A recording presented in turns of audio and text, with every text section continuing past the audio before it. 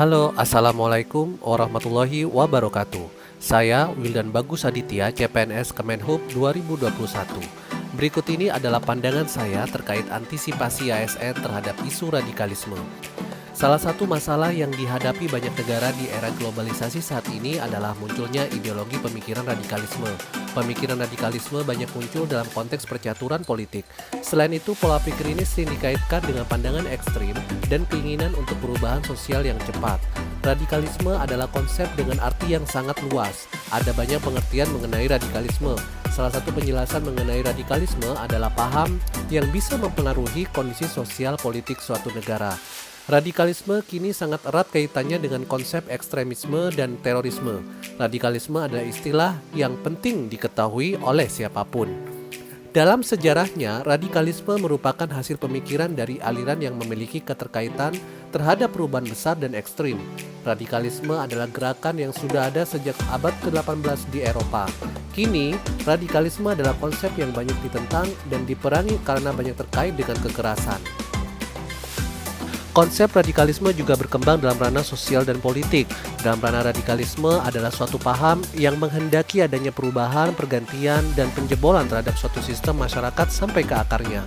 Dalam kamus Cambridge Dictionary, istilah radikalisme semakin memiliki cakupan yang luas saat masuk ke dalam bahasa Indonesia.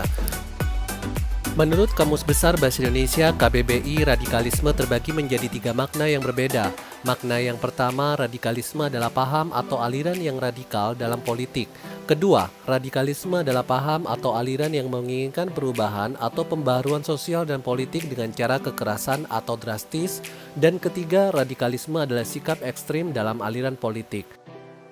Terdapat banyak sekali faktor yang dapat menyebabkan seseorang terjerumus ke dalam paham atau ideologi radikalisme. Faktor-faktor tersebut jika dibagi secara garis besar merujuk pada kondisi finansial yang dapat memicu terjadinya tindak kekerasan. Latar belakang pendidikan yang kurang baik, latar belakang keluarga, lingkungan sosial, dan lain-lain. Menurut Lembaga Ilmu Pengetahuan Indonesia LIPI pada tahun 2011 menyebutkan bahwa setidaknya terdapat 4 faktor utama mengapa seseorang dapat terpapar radikalisme. Yang pertama adalah kepentingan personal yang menyangkut urusan ideologi dan finansial. Selanjutnya, faktor kedua adalah adanya rasa ketidakpercayaan terhadap pemerintah yang kemudian dapat memicu seseorang untuk bergabung ke dalam kelompok radikalisme. Faktor ketiga adalah berbagai macam propaganda dan fasilitas yang ditawarkan juga memungkinkan seseorang untuk bergabung ke dalam kelompok radikalisme.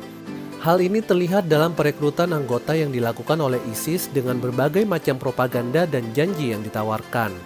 Faktor terakhir berkaitan dengan persoalan kultural yang menyangkut agama dan kepercayaan. Faktor ini semakin didukung dengan tingkat pendidikan yang minim dan pemahaman yang keliru mengenai suatu kepercayaan yang dianut. Dikutip dari laman Kompas tahun 2019, sejak laman website www.aduanasn.id dibuka, telah terdapat 77 aduan yang terkait dengan radikalisme. Aduan tersebut terkait dengan sikap anti-NKRI, anti-Pancasila, hingga sikap intoleransi. Meski demikian, hanya sekitar 11 aduan yang diverifikasi karena menyertakan bukti. Kebanyakan radikalisme ASN terlihat dari postingan-postingan pendapat ASN yang diutarakan di media sosial pribadi mereka.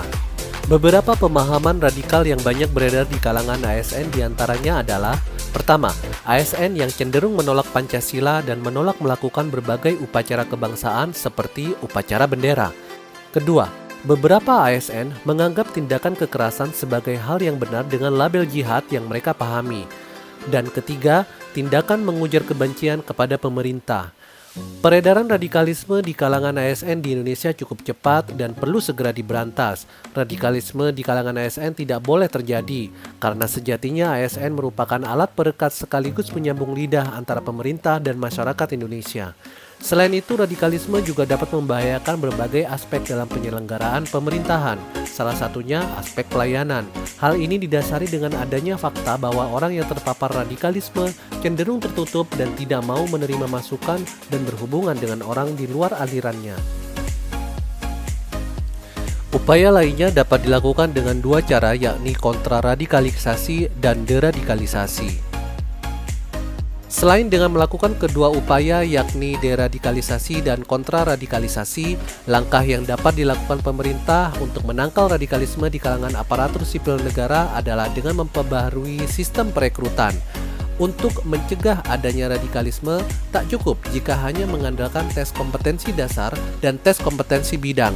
Sistem perekrutan harus diperketat dan perlu adanya serangkaian tes untuk melihat setiap rekam jejak digital calon aparatur sipil negara ASN dan pengenalan dini terhadap setiap karakteristik calon seperti sikap intoleran, fanatik, eksklusif, dan revolusioner yang cenderung membahayakan.